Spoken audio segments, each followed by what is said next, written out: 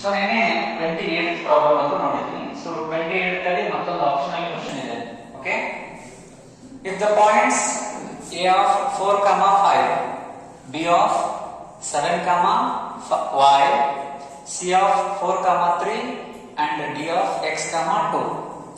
If these are the vertices of a parallelogram, then find the values of x and y.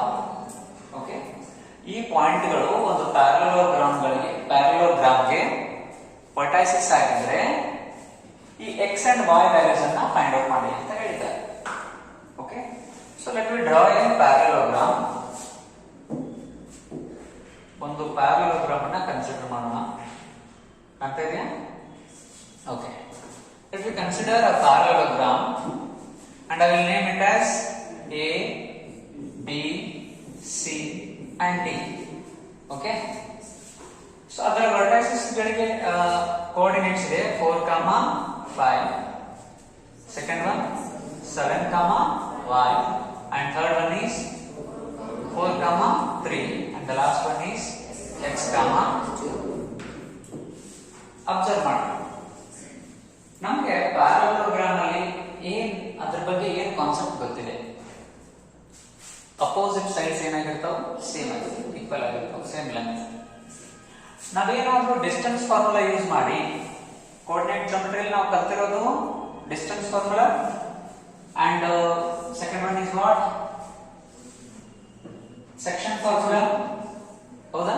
p of xy is equal to m1x2 plus m2x1 divided by m1 plus m2 ಅಂತ. ಇನ್ನೊಂದು ಕಲ್ಸಿರೋದು midpoint formula. ಇಲ್ಲಿ parallelogram ಅಲ್ಲಿ ನಮಗೆ ಗೊತ್ತು distance, opposite sides distance ಏನಾಗಿರ್ತದೆ, same ಆಗಿರ್ತದೆ. So ಹಾಗಾಗಿ A B length is equal to B C length ಅಂತ ನಾವು ಬರ್ಕೊಂಡು ಏನಾದ್ರು ಇಕ್ವೇಶನ್ ಸಾಲ್ವ್ ಮಾಡ್ಲಿಕ್ಕೆ ಹೋದ್ರೆ ಅಲ್ಲಿ ಏನ್ ಬರ್ತದೆ ಫಾರ್ಮುಲಾದೊಳಗ x2 - x1 ಹೋಲ್ ಸ್ಕ್ವಯರ್ ಅಂತ ಬರುತ್ತೆ. ಆವಾಗ ಇವೆರಡರಲ್ಲಿ y² ಬರುತ್ತೆ. ಹೌದೌದು, ಯಾಕಂದ್ರೆ ಇದನ್ನ x2 ಅಥವಾ y2 ಅಂತ ಕನ್ಸಿಡರ್ ಮಾಡಿದಾಗ x2 - x1 ಹೋಲ್ ಸ್ಕ್ವೇರ್ ಮಾಡುವಾಗ ಇದರದ್ದು ಸ್ಕ್ವೇರ್ ಬರ್ತದೆ, ಇದರ ಸ್ಕ್ವೇರ್ ಬರುತ್ತೆ ಮತ್ತೆ y ಬರುತ್ತೆ 2ab ಅಂತ ಬರೆಯುವಾಗ. ಹಾಗಾಗಿ ಇಲ್ಲೊಂದು ಕ್ವಾಡ್ರಾಟಿಕ್ ಇಕ್ವೇಶನ್ ಬರುತ್ತೆ, ಇಲ್ಲೊಂದು ಕ್ವಾಡ್ರಾಟಿಕ್ ಇಕ್ವೇಶನ್ ಬರುತ್ತೆ. ಆವಾಗ this is equal to this ಅಂತ ಬರ್ಕೊಂಡಾಗ ಲೆಫ್ಟ್ ಸೈಡ್ ಅಲ್ಲಿ y² + y ಗಳು ಬರುತ್ತೆ, ರೈಟ್ ಸೈಡ್ ಅಲ್ಲಿ x² + x ಗಳು ಬರುತ್ತೆ. ಅಲ್ಲಿ ಫೈಂಡ್ ಔಟ್ ಮಾಡೋದು ಬಹಳ ಕಷ್ಟ ಆಗುತ್ತೆ. ಹಾಗಾಗಿ ನಾವು ಡಿಸ್ಟೆನ್ಸ್ ಫಾರ್ಮುಲಾ ಯೂಸ್ ಮಾಡೋದು. ಏನ್ ಮಾಡ್ಬೇಕಾಗಿದ್ರೆ ಸಿಂಪಲ್ ಆಗಿ ಮಿಡ್ ಪಾಯಿಂಟ್ ಫಾರ್ಮುಲಾನ ಯೂಸ್ ಮಾಡೋಣ. ಏನ್ ಮಿಡ್ ಪಾಯಿಂಟ್ ಫಾರ್ಮುಲಾ ಹೇಳುತ್ತೆ, ಅಬ್ಸರ್ವೇಷನ್ ಮಾಡ್ರಿ. ಈಗ if we join the AC, okay, and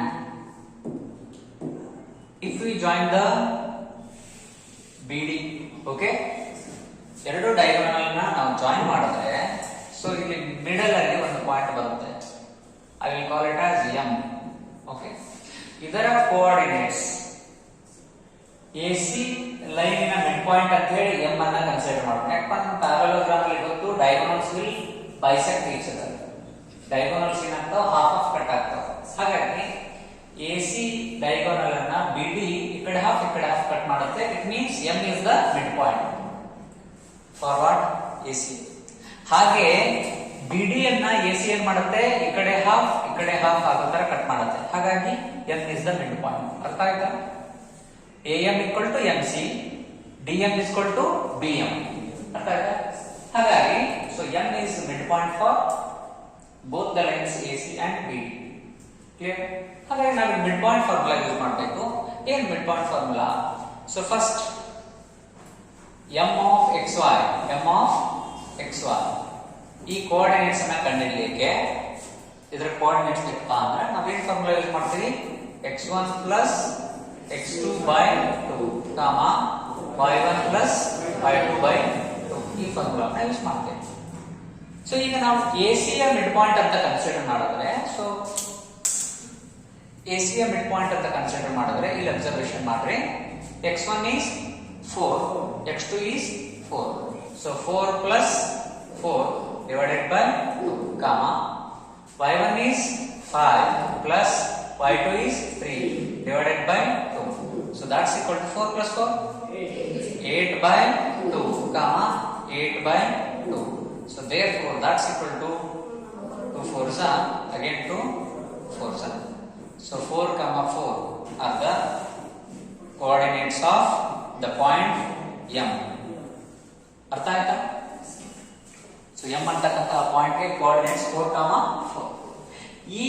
the coordinates ಅನ್ನ ಇಟ್ಟುಕೊಂಡು ಈಗ ಬಿ ಡಿ ಅನ್ನ ಕನ್ಸಿಡರ್ ಮಾಡೋಣ. ಬಿ ಡಿ ಲೈನ್ ಗೆ ಮಿಡ್ ಪಾಯಿಂಟ್ ಅನ್ನ ಎಂ ಅಂತ ಕನ್ಸಿಡರ್ ಮಾಡೋಣ. ಆಗ ಹೇಗೆ ಸಾಲ್ವ್ ಮಾಡ್ತೀವಿ ನಾವು? ಅದೇ ಎಂ ಕೋಆರ್ಡಿನೇಟ್ಸ್ ಅನ್ನ ಕಂಡುಹಿಡಲಿಕ್ಕೆ M of x y is equal to again ಏನ್ ಫಾರ್ಮುಲಾ ಯೂಸ್ ಮಾಡ್ತೀವಿ? x1 plus x2 by 2 y1 plus y2 by 2. Okay, already ನಮ್ಗೆ x ಮತ್ತು y ಕೋಆರ್ಡಿನೇಟ್ಸ್ ಗೊತ್ತಾಗುತ್ತದೆ. ನಮಗೆ ಏನೇನದು 4, 4 ದಟ್ಸ್ ಈಕ್ವಲ್ ಟು ಇಲ್ಲಿ BD ಅನ್ನ ಕನ್ಸಿಡರ್ ಮಾಡುವಾಗ x1 is 7 plus x2 is x divided by 2. Okay, ಹಾಗೆ ಈ 4 ಸೆಕೆಂಡ್ ಬರಬೇಕು ಅಂದ್ರೆ y1 plus y2. y1 is what? y plus y2 is 2 divided by 2. So 4 ಈ 4 ಯಾರಿಗೆ ಈಕ್ವಲ್? ಅಬ್ಸರ್ವೇಷನ್ ಮಾಡ್ರಿ, ಇವೆರಡು ಇಕ್ವೇಶನ್ ಕಂಪೇರ್ ಮಾಡಿದ್ರೆ ಲೆಫ್ಟ್ ಸೈಡ್ ರೈಟ್ ಸೈಡ್ ಈ 4 ಹೇಗೆ ಬರುತ್ತೆ? 7 ಪ್ಲಸ್ x by 2. ಇದರ ಆನ್ಸರ್ 4 ಗೆ ಈಕ್ವಲ್. ಹೌದಾ? ಹಾಗೆ ಈ ಕಡೆ ಈ 4 ಯಾರಿಗೆ equal? y plus 2 divided by 2. ಅಥವಾ ಈ 4 ಬರಬೇಕಂದ್ರೆ 8 by 2 ಆಗಬೇಕಲ್ಲ. It means x is what? 1. ಅಥವಾ ನೀವು ಜಸ್ಟ್ ಮಲ್ಟಿಪ್ಲೈ ಮಾಡಿದ್ರೆ 4 2s are 8. 8 is equal to 7 plus x. ಹಾಗಿದ್ರೆ x ಯಾರು? 1. ಅರ್ಥ ಆಯ್ತಾ? ಹಾಗೆ ಈ ಕಡೆ ಕನ್ಸಿಡರ್ ಮಾಡ್ರಿ 4 2s are 8. 8 is equal to y plus 2. ಹಾಗಿದ್ರೆ y ಯಾರು? 6. ಅರ್ಥ ಆಯ್ತಾ? ಸೊ ಇಷ್ಟು ಮಾಡಿದ್ರೆ ನಿಮಗೆ 3 marks.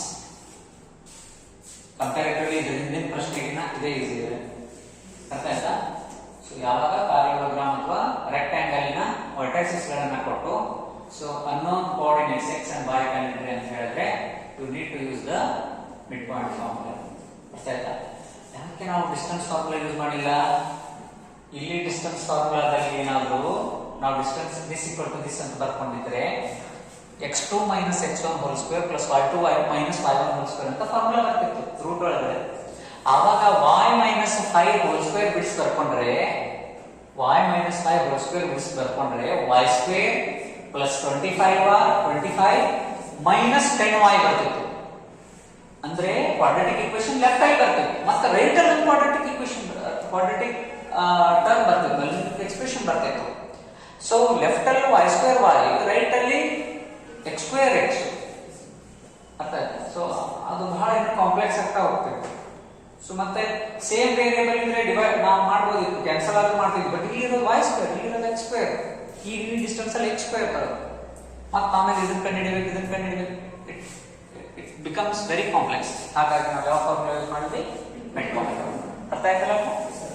Next is that going well? Okay, now okay 29 observation mark. Find the mean for the following frequency distribution table. So already ನಿಮಗೆ ಗೊತ್ತಿದೆ mean ಅನ್ನು ಹೇಗೆ ಕಂಡುಹಿಡಿಯೋದು ಅಂತ. ಗೊತ್ತಾ ಎಲ್ರಿಗೂ? mean ಕಂಡುಹಿಡಿಯೋದು ಹೇಗೆ ಅಂತ ಗೊತ್ತಾ? Okay, let me discuss it once again. Okay, so mean ಅನ್ನು ಕಂಡುಹಿಡಿಯಲಿಕ್ಕೆ ಏನೇನು ಮಾಡ್ತೀವಿ? ಓಕೆ, ಸೊ ಮೀನ್ಗೆ ಎಷ್ಟು ಕಾಲಮ್ ಬೇಕಾಗ್ತವೆ ಹೇಳ್ರಿ? ಒಂದನೇದ್ದು class interval, second one frequency, next one F, next F X, sorry X F X. Okay, ಬರ್ಕೊಳ್ಳೋಣ. ಸೊ ಏನೇನು? First class interval, next one frequency, next X, next F X. ಹೌದಾ?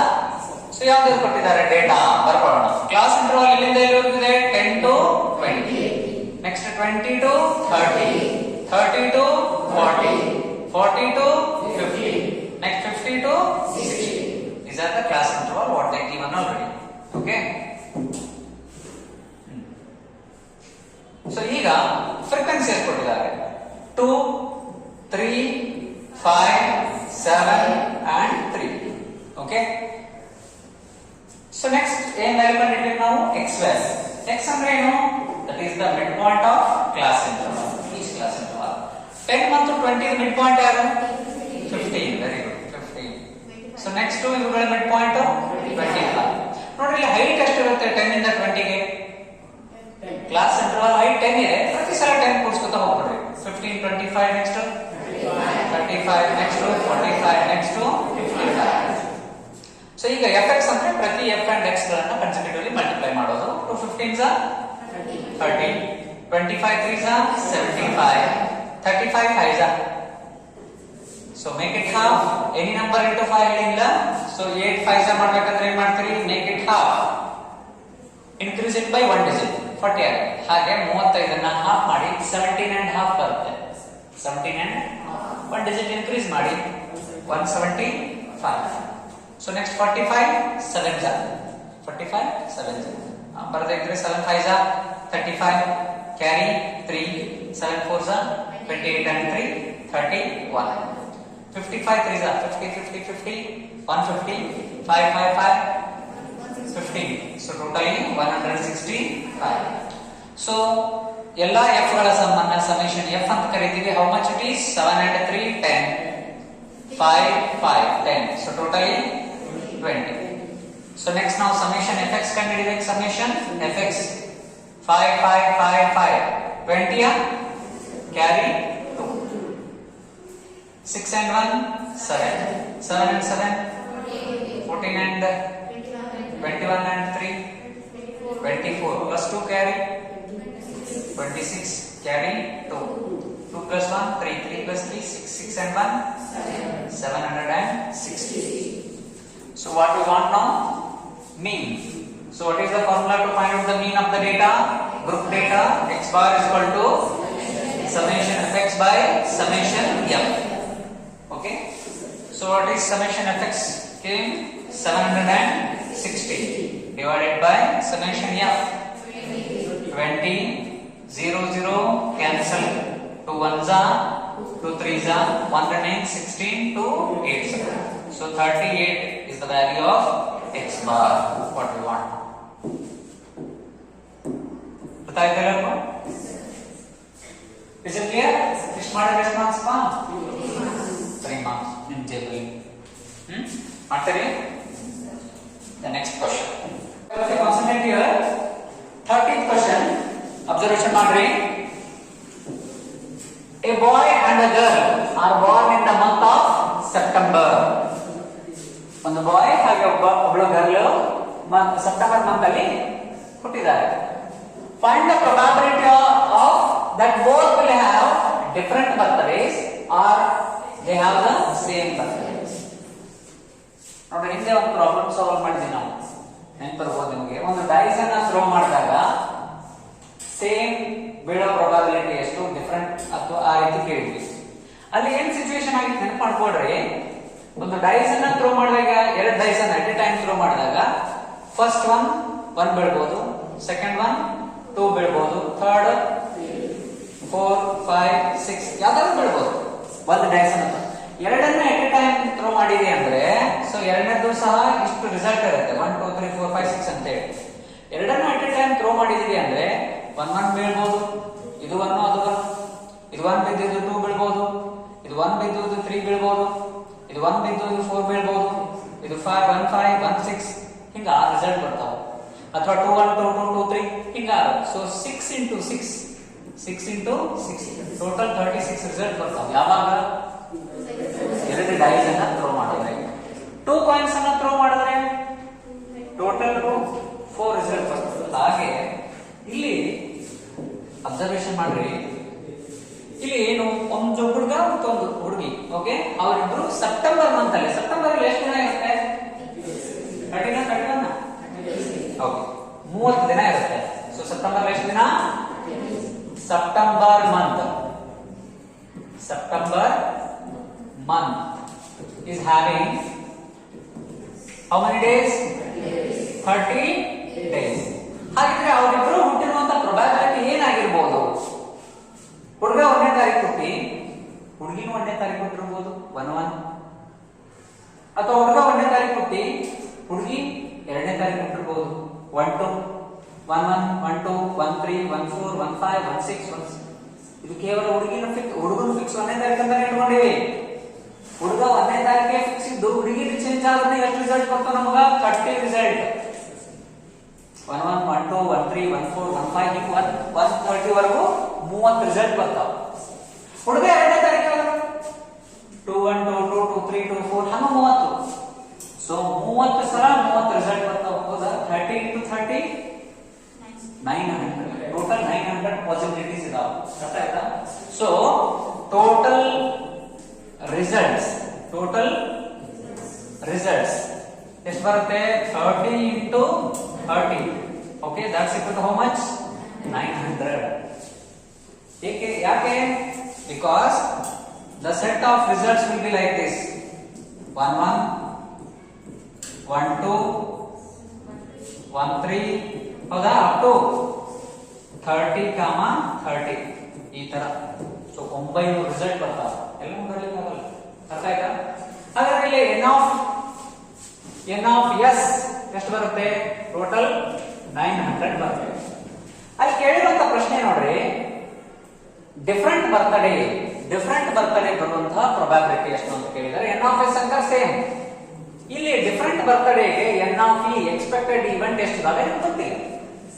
Expected event ಎಷ್ಟು, ಆದ್ರೆ same ಬರೋದು ಎಷ್ಟು ದಿನ? Same ಯಾವಾಗ ಬರುತ್ತೆ ಹೇಳ್ರಿ? ಇಬ್ಬರದ್ದು ಸೇಮ್ ಯಾವಾಗ ಇರ್ಬೋದು?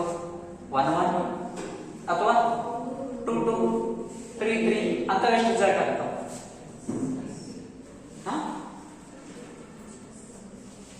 1, 1 ಅನ್ನೋದು ಒಂದು ರಿಸಲ್ಟ್, 2, 2 ಅನ್ನೋದು ಒಂದು ರಿಸಲ್ಟ್, 3, 3 ಅನ್ನೋದು ಒಂದು ರಿಸಲ್ಟ್ ಅಂತ 30 ರಿಸಲ್ಟ್ ಇರ್ತಾವ ಟೋಟಲ್. ಸೇಮ್ ಬರ್ತಡೇ ರಿಸಲ್ಟ್ ಎಷ್ಟಿದಾವೆ? 30. Different birthday so total 900 events ಇದಾವೆ. ಹೌದಾ? 900 ಔಟ್ಕಮ್ಸ್ ಇದಾವೆ. ಹೌದಾ? ಅದರಲ್ಲಿ 30 ಏನಾಗಿರ್ತಾವು? Same birthday. ಅಂದ್ರೆ ರಿಮೈನಿಂಗ್ ಎಲ್ಲವೂ ಡಿಫರೆಂಟ್ ಬರ್ತಡೇ. ಸೊ ಇಲ್ಲಿ ಎನ್ ಆಫ್ ಇ ಎಷ್ಟು ಆಗ್ತದೆ ಅಂದ್ರೆ 870. ಸೊ ಪ್ರೊಬಬಿಲಿಟಿ ಫಾರ್ಮುಲಾ ಏನು? P of E is equal to n of E divided by n of S. So ಇಲ್ಲಿ ಎಕ್ಸ್ಪೆಕ್ಟೆಡ್ ಇವೆಂಟ್ ಎಷ್ಟಿದಾವೆ? 870. Total events 900. 0, 0 cancel. 3 3s are 0. 3 29s are. So the answer is 29 out of 30. ಯಾವುದು ತರ್ತಿದ್ದು probability? Probability of getting different birthdays. Okay. Next, probability of same birthdays. ಏನ್ ಬರುತ್ತೆ? Same birthday ಏನ್ ಬರ್ತದ? ಇದು ಯಾವ್ದು? ರೋಮನ್ ನಂಬರ್ 2 ಅಲ್ಲ? ಓಕೆ. ಏನು? N of E expected event ಎಷ್ಟು ಅದಾವ ಸೇಮ್ ಬರ್ತಡೇ? 30 ಅದಾವ. ಫಾರ್ಮುಲಾ ಆಗಿ ನನ್ನ P of E is equal to n of E divided by n of S ಹಾಕ್ತೀವಿ. ಎಕ್ಸ್ಪೆಕ್ಟೆಡ್ ಇವೆಂಟ್ ಎಷ್ಟು ಅದಾವ? 30. Total events 900. 0, 0 cancel. 3 1s are 3 30s are. So 1 by 30. Out of 30, one time they will have the same birthday. Out of 30, 29 times they will have the different birthdays. This is the probability of whether they are having the same birthday or different birthday. Is it clear? Artha clear folks? Then next question. ಇದು ಬಹಳ ಅಲ್ಲ, ಈ notes ನೀವು ಬರ್ತದೆ PDF format ಅಲ್ಲಿ ಆಮೇಲೆ ನೋಡಿ ಮನೆ ಬರ್ಬೇಕು. ಇಲ್ಲಿ ಅಬ್ಸರ್ವೇಷನ್ ಮಾಡಿ ಏನು ಕೇಳಿ. 31st question. ಇನ್ನ ಸ್ಕೆಲಿನ್ ಟ್ರಯಾಂಗಲ್ ABC, ಒಂದು ಸ್ಕೆಲಿನ್ ಟ್ರಯಾಂಗಲ್ ಹಾಕಿ, ಯಾವುದು? ABC, and draw a line parallel to BC. ಒಂದು ಟ್ರಯಾಂಗಲ್ ಹಾಕಿದ್ರೆ ಹಾಕಿಬಿಡೋಣ. ಮೊದಲು ಒಂದು ಟ್ರಯಾಂಗಲ್ ಇದೆ.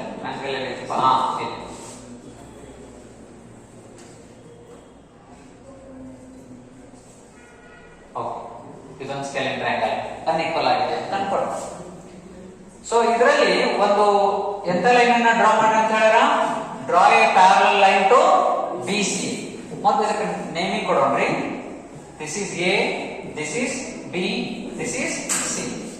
And draw a line parallel to BC. BC ಗೆ ಒಂದು ಲೈನ್ ಅನ್ನ ಪ್ಯಾರಲಲ್ ಆಗಿ ಡ್ರಾ ಮಾಡಿ ಅಂತ ಹೇಳಿದ್ದಾರೆ. So I will draw a parallel line to BC.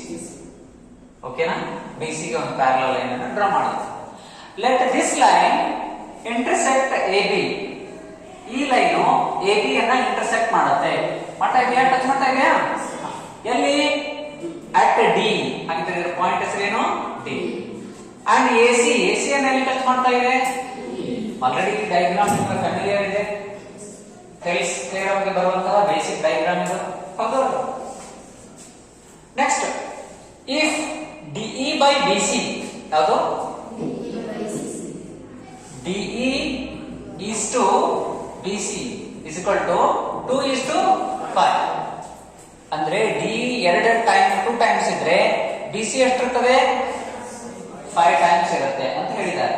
Times ಅಂದ್ರೆ ಲೆಂತ್ ಅಲ್ಲ, ಇದು 2 ಸೆಂಟಿಮೀಟರ್, ಇದು 5 ಸೆಂಟಿಮೀಟರ್ ಅಲ್ಲ, ಅದರ ರೇಷಿಯೋ. ಇದು ಯಾವುದೋ ಲೆಂತಿನ 2 ಟೈಮ್ಸ್ ಇದೆ, ಇದು ಅದೇ ಸೇಮ್ ಲೆಂತಿನ 5 ಟೈಮ್ಸ್. ಅರ್ಥ ಆಯ್ತಾ? ಓಕೆ. ಸೊ ಇಲ್ಲಿ ಅಬ್ಸರ್ವೇಷನ್ ಮಾಡ್ರಿ. AD is equal to 2 centimeter. AD ಎಷ್ಟು ಕೊಟ್ಟಿದ್ದಾರೆ? This is 2 centimeter. And AE ಈ ಕಡೆ ಇದೆಯಲ್ಲ, ಇದೆಷ್ಟಿದೆ? 3 centimeter. And DE D ಇದೆಯಲ್ಲ, ಇದೆಷ್ಟು ಸೆಂಟಿಮೀಟರ್ ಇದೆ? 4 centimeter ಇದೆ. Then find the perimeter of triangle ABC. ಹಾಗಾದ್ರೆ ABC ಟ್ರಯಾಂಗಲ್ ನ ಪೆರಿಮೀಟರ್ ಕಂಡುಹಿಡಿಯಿರಿ. ಪೆರಿಮೀಟರ್ ಅಂದ್ರೆ ಎಲ್ಲಾ ಸೈಡ್ ಅನ್ನ ಕೂಡಿಸಬೇಕು. ಯಾವ ಟ್ರಯಾಂಗಲ್ ಅಲ್ಲಿ? ABC. ಬಟ್ ನಮ್ಗ AD ಗೊತ್ತು, AB ಗೊತ್ತಿಲ್ಲ. ಹಾಗೆ AE ಗೊತ್ತು, we don't know AC. ಹಾಗೆ we don't know BC. ಮೂರು ಸೈಡ್ ಗೊತ್ತಿಲ್ಲ. ಬಟ್ ಆದ್ರೆ ಇಲ್ಲಿ ಕೊಟ್ಟಿರುವಂತ ಇನ್ಫಾರ್ಮೇಶನ್ ಬಳಸ್ಕೊಂಡು, ಥಿಯರಮ್ ಥಿಯರಮ್ ಅನ್ನು ಬಳಸ್ಕೊಂಡು ನಾವು ಲೆಂತ್ ಗಳನ್ನ ಕಂಡುಹಿಡಿಯಬೇಕು. ನೋಡ್ರಿ, ಇಲ್ಲಿ DE ಮತ್ತು BC ಗಳಿಗೆ ಒಂದು ರಿಲೇಷನ್ ಕೊಟ್ಟಾರ. DE 2 ಟೈಮ್ಸ್ ಇದ್ರೆ BC 5 ಟೈಮ್ಸ್. ಇದು 2 ಟೈಮ್ಸ್. ಯಾವುದು 2 ಟೈಮ್ಸ್ ಹೇಳಿದ್ರೆ? This is the 2 times of 2 centimeters. ಹಾಗಾದ್ರೆ this is 5 times of ಇದು 2 ಸೆಂಟಿಮೀಟರ್ ನ 2 ಟೈಮ್ಸ್ ಇದೆ. ಇದು 2 ಸಲ ಇದೆ. ಯಾವ್ದ್ರ 2 ಸಲ ಇದೆ? 2 ಸೆಂಟಿಮೀಟರ್ ನ 2 ಸಲ. ಹಾಗಾದ್ರೆ ಇದು ಅದೇ 2 ಸೆಂಟಿಮೀಟರ್ ನ 5 ಸಲ ಇರುತ್ತೆ. ಅರ್ಥ ಆಯ್ತಾ? ಅಂದ್ರೆ ಎಷ್ಟಾಗುತ್ತೆ? 10 ಸೆಂಟಿಮೀಟರ್. ಅರ್ಥ ಆಯ್ತಾ? ಈ ತರ ಮಾಡಿ ನಾವು BC ಕಂಡುಹಿಡಿಯಬೇಕು. ನೋಡ್ರಿ, ಇಲ್ಲಿ ಕೊಟ್ಟಿದ್ದಾರೆ, ಬರ್ತಾರೆ ಏನು? We know DE by BC is equal to how much? 2 by 5. D ಎಷ್ಟು ಸೆಂಟಿಮೀಟರ್ ಕೊಟ್ಟರೆ ಹಾಕ್ರಿ. ಎಷ್ಟು ಕೊಟ್ಟಾರೆ? 4 by BC we don't know is equal to 2 by 5. ಓಕೆನಾ? ಸೊ BC ಬಂದಿದೆ ಮಲ್ಟಿಪ್ಲೈ ಆಗುತ್ತೆ. ಓಕೆ, and 5 ಬಂದಿದೆ multiply. 4 5s is equal to 2 into BC. 2 1s are 2 10s. So therefore BC is equal to ಎಷ್ಟು ಬಂತು? 10 centimeter. ಸಿಕ್ತಾ BC? BC ಸಿಕ್ತು. Next ಯಾರು ಕಂಡುಹಿಡಿಯಬೇಕು ನಾವೀಗ? BC ಸಿಕ್ಕ ಮೇಲೆ ಯಾರು ಬೇಕು? AB. ನಮ್ಗೆ AB ಅನ್ನೋದು ಯಾವ triangle side? Big triangle, small triangle? Big triangle. ನಮ್ಮ ಥಿಯರಮ್ಸ್ ಅಲ್ಲಿ ಏನ್ ಹೇಳ್ತದ? ಥಿಯರಮ್ಸ್ ಥಿಯರಮ್ ಏನ್ ಹೇಳ್ತದ ಅಂತ, upper half by lower half is equal to upper half by lower half. Okay, this is theorem theorem. But ಈ ಲೋವರ್ ಹಾಫ್ ಈ ಕಡೆನೂ ಕೊಟ್ಟಿಲ್ಲ, ಈ ಕಡೆನೂ ಕೊಟ್ಟಿಲ್ಲ. ಸೊ ಲೋವರ್ ಹಾಫ್ ಕಂಡುಹಿಡಿಯಲಿಕ್ಕೆ ಬರಲ್ಲ. ಥಿಯರಮ್ಸ್ ಅಲ್ಲಿ ಸಬ್ ಥಿಯರಮ್ಸ್ ಅದಾವ. Total 2 3 sub theorem. ಏನು ಥಿಯರಮ್ಸ್? ಸಬ್ ಥಿಯರಮ್ 1 ಏನಾಗ್ತದ ಅಂದ್ರ full by lower half is equal to full by lower half. ನಮ್ಗೆ ಲೋವರ್ ಹಾಫ್ ಬೇಕಾಗಿಲ್ಲ. ಓಕೆ, ಲೋವರ್ ಹಾಫ್ ಕೊಟ್ಟಿಲ್ಲ. ಫುಲ್ ಬೈ ಲೋವರ್ ಹಾಫ್ ಅಂತ ಮಾಡಿದ್ರೆ ಫುಲ್ ಸಿಕ್ತಿತ್ತು ನಮಗೆ, ಬಟ್ ಲೋವರ್ ಹಾಫ್ ಕೊಟ್ಟಿಲ್ಲ. ಸಬ್ ಥಿಯರಮ್ 2 ಏನ್ ಹೇಳುತ್ತೆ? Full by upper half is equal to full by upper half. This is sub theorem 2. Okay, sub theorem 3 ಏನ್ ಹೇಳುತ್ತೆ? ಫುಲ್ ಹಾಫ್ ಬಿಟ್ಬಿಡೋದು. Side of big triangle divided by side of small triangle is equal to side of big by side of big by side of small. ಈ third side ವರೆಗೂ ನಾವು ಅದನ್ನ extend ಮಾಡಿದ್ರೆ that is sub theorem 3. ಹೌದಾ? ಹಾಗಾಗಿ ಇಲ್ಲಿ ನಾವು ಈ ಫುಲ್ ಸೈಡ್ ಬೇಕಾಗಿರೋದ್ರಿಂದ ಸಬ್ ಥಿಯರಮ್ 3 ಅನ್ನ ಯೂಸ್ ಮಾಡ್ತೇವೆ. ಯಾವುದು? According to Thales sub theorem 3 ಪ್ರಕಾರ ಏನಾಗುತ್ತೆ? ಫುಲ್ ಯಾರು? AB ಬೈ ಅಪ್ಪರ್ ಹಾಫ್ ಯಾರು? AD is equal to full ಯಾವುದು BC by ಯಾವುದು DE ಒಪ್ಕೋತೀರಾ side of big by side of small is equal to side of big by side of small. ಈಗ ಇದನ್ನ ಅಷ್ಟ ಕಂಡುಹಿಡಿಯಕ್ಕೆ ಹೊಂಟೇನಿ AB. ಆಮೇಲೆ next ಇದು AC ಇದು AB we don't know, write as it is, but AD we know how much, 2, put it here. BC we already know how much, 10. DE 4, very good, 4. This is 4. Okay, 2 will go here. Okay, AB is equal to 2 tens are 20 by 4, 4 ones are 4, 5. So AB is equal to 5 centimeter. ಅರ್ಥ ಆಯ್ತಾ? Next ನಮ್ಗೆ ಯಾವ್ದು ಬೇಕಿನ್ನು AC. Okay same. So AC by ಯಾವುದು A side of small is equal to side of big ಯಾವುದು BC ಇರೋ ತಗೋರಿ AB ಇರೋ ತಗೋರಿ ನಿಮ್ಗೆ ಗೊತ್ತಾಗುತ್ತೆ ಇಷ್ಟ ಬಂತು BC ಗೊತ್ತಾಯ್ತಲ್ಲ BC by DE ಓದ್ತೀರಾ D ಅಥವಾ ED. So AC we don't know. Okay, by AE how much, 3 is equal to BC 10 we got already. ED 4, yeah. Okay, AC is equal to 10 3s are 30 divided by 4. So therefore AC is equal to 4 1s are 4 7s are how much, 4 1s are 4 7s are 28, 2 remains, give the point 2 becomes 20, 4 5s are 7.5 cm. This is AC. Howda? Then what we want, perimeter na? So perimeter of triangle ABC is equal to, you are the all values. What AB is AB plus BC plus CA. Clear na? AB BC CA. AB is how much, 5. BC is how much, 10 plus AC 7.5. So totally 22.5 centimeter. This is the perimeter of what? Perimeter of triangle ABC. This is the final one. Okay, na? Come to that. Okay, there are no. So how much marks for this? Again 3 marks by using the Thales theorem or basic proportionality theorem. So let me move to the 32. Prove that the length of tangents drawn from an external point to a circle are equal. This question is already familiar with you. Okay, I hope it is not need to explain. Okay, na? We will draw the circle and we will draw the tangents. This is very easiest question and you are very perfect with this, and I will skip this one and the next one.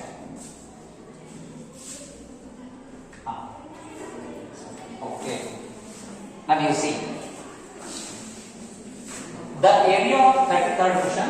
Okay, the area of the sector OAYB shown in the figure is 462 centimeter square. Whether it is major sector or minor sector? Minor sector. This is what? Minor sector.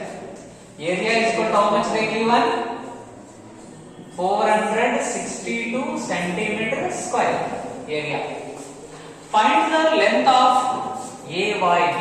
Find the length of, what is AYB? R. What it is? R. Okay. So we need to find the arc length and the angle AOB. Angle AOB is equal to how much they given? 120 degree. This is called as also theta. This is also called as what? Theta is 120 degree. Okay. So we want to get the length of arc. We want radius, no? ನಮ್ಮ radius ಬೇಕು ಹೌದೌದು. So radius ಸಿಕ್ಕರೆ ನಾವು length of the arc ಕಂಡುಹಿಡಿತೀವಿ ಹೌದಲ್ಲ. ಏನ್ ಕೊಟ್ಟಿದ್ದಾರೆ ಅವರು? they given theta and area. We want radius, then only it is possible to find out the arc length. Okay, so let me move. So they asked the length of length of arc. Length of arc. So at first we will use the area formula. Area is equal to what formula? Theta by 360 into pi r square. So what is area given? 462. That's equal to theta is 120 by 360 into pi is 22 by 7. But radius we don't know. Keep it as r square as it is. Now see, 0 0 cancel, 12 ones are 12 3s are. Clear now? Okay. This 462 will keep it as it is here. Then 3 and 7 will come and multiply with this. 3 and 7 will multiply and divided by how much here? 22. That's equal to r square. Is it clear? We taken both 3 and 7 to the left hand side and also 22. Then it will comes to the denominator. Now r square is equal to now you divide this. I hope it is divisible by 11 or 22. It is divisible by 22 also. Okay, otherwise you can take by 11. 11 2s are 11 4s are 44. 2 remains 22. 11 2s are. Again it is divisible by 2. 2 1s are 2 21s are. Clear? This is 21. This is what? Also 21. So r square is equal to 21 into 21. 21 square. Do you agree? Okay. Now r is equal to how much? 21 centimeter. Okay. Now what we want? Length of the arc. So length of the arc is equal to what formula? Theta by 360 into 2 pi r. Clear now? So what is theta? 120 degree by 360 into 2 into 22 by 7 into radius is how much? 21. Clear now? So now 0 0 cancel, 12 ones are 12 3s are. 3 into 7 how much? This 21 cancel. Clear now? Okay, let me take.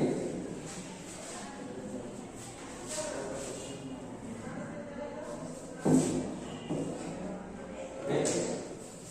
Yeah. 12 ones are 12 how much? 12 3s are. Clear now? Then this 3 7s are how much? This is 21. This is also 21. What you got? 22 2s are 44 centimeter. Okay. This is the length of the arc.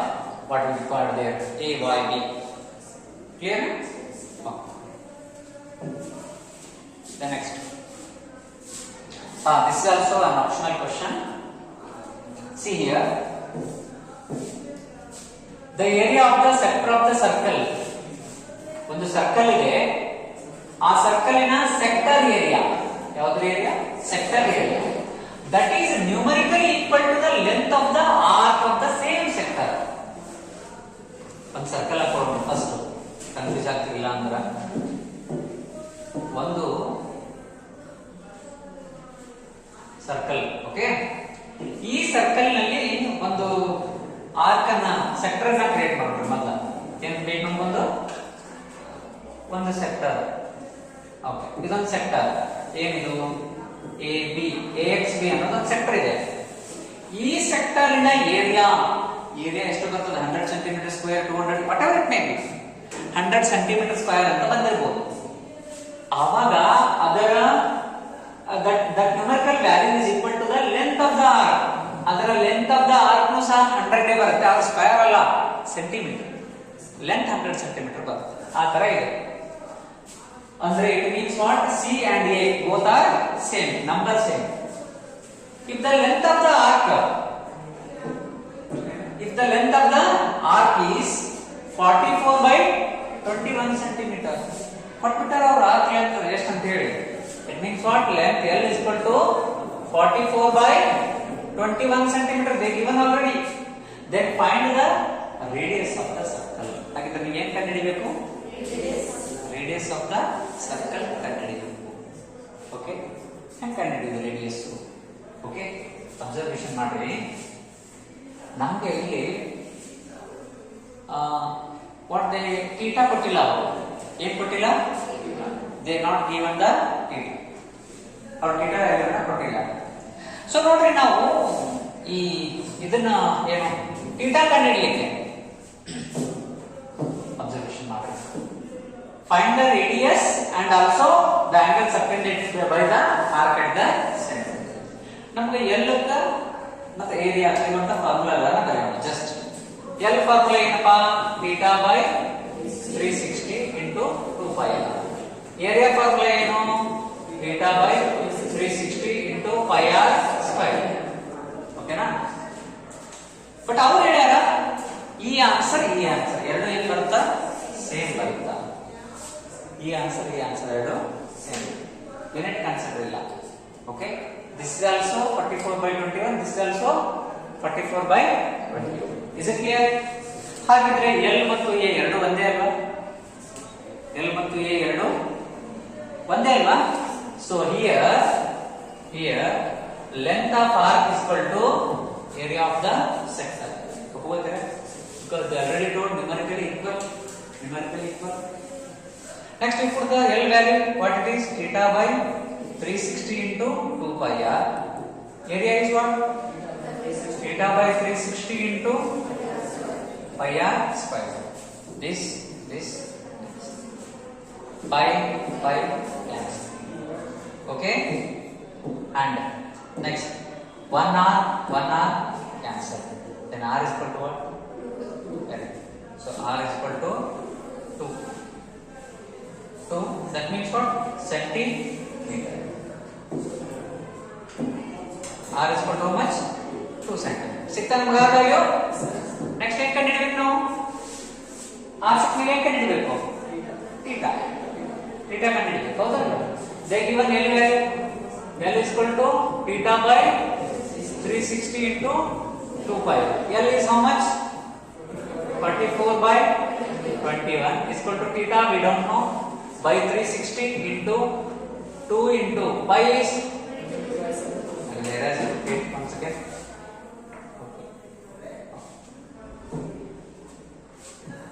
22/7 into radius is how much? 2. Okay, after simplifying everything we will get the value of theta. See how to simplification. What to do first one?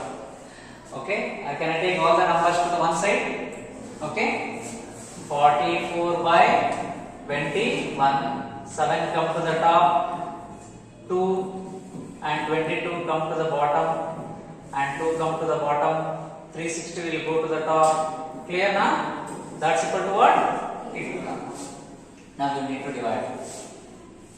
22 ones are 22 twos are 2 cancel. Clear na? 7 ones are 3s are. Clear na? Okay. Next, I will take another different thing. Next, 3 twos are how much? Otherwise 3 ones are 3 twos are 0. Then again 2 ones are 2 6s are remaining as 0.